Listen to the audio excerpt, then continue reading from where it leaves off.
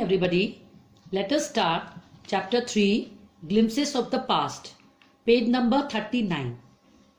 So far, we have read that East India Company came to India only for trade.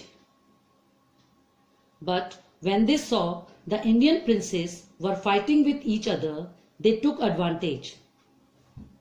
They used the policy of divide and rule, and gradually they started capturing Indian states by defeating Indian princes one by one.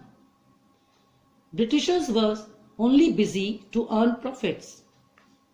The British officers exploited Indians in many ways. They imposed heavy taxes on Indian farmers and reduced import duty on goods manufactured in England. Even they cut the thumbs of expert artisans.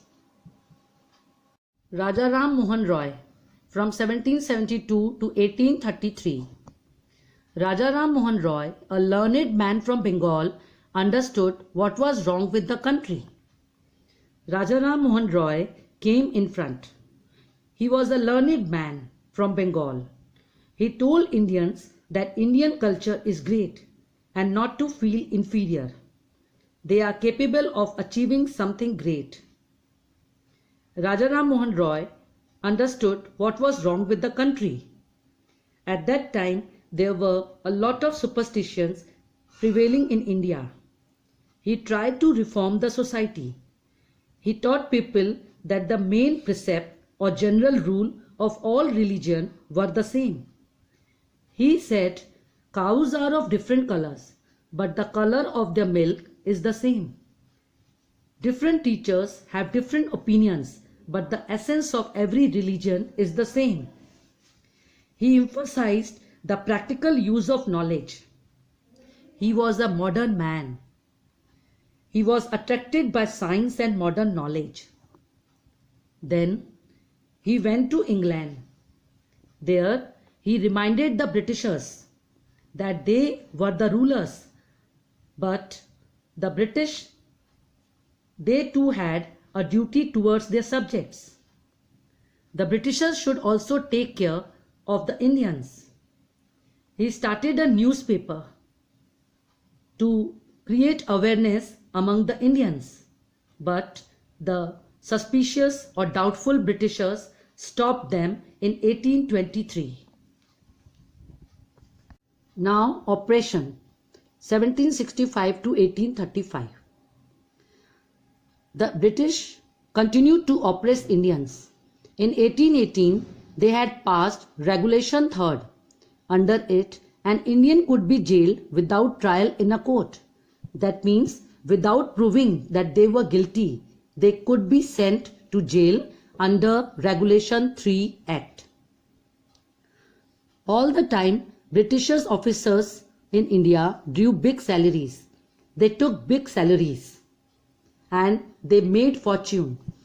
They made a large amount of money and property in business. By 1829, Britain was exporting British goods worth 7 crore rupees to India. In this way, Britishers flourished. Flourished means they became successful in making money. At that time, William Bentinck was the Governor General of India. He also realized and reported to England that the bones of cotton weavers are bleaching the plains of India. That means the condition of cotton weavers in India is critical. In this way, the Britishers prospered and the Indian industries declined. Dissatisfaction 1835 to 56. Any community of India was not satisfied with Indians. Then, in India, education was in Persian or Sanskrit. To fulfill their selfish motive, Britishers started English education. In 1835, Lord Macaulay suggested that the medium of education in India should be English. The proposal was carried. The aim was to produce or educate and train a number of Indians so that they could help British. It happened, but it also produced a new generation of intellectual.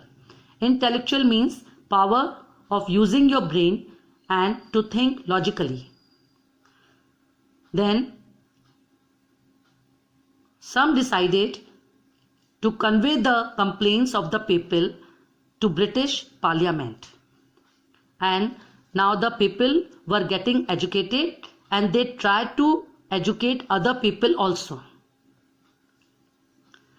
By 1856, the British were ruling the whole of India. Now they cared little about Indians' need. The dissatisfaction in the people began to grow. People wanted to get rid of the British. They wanted British to leave India.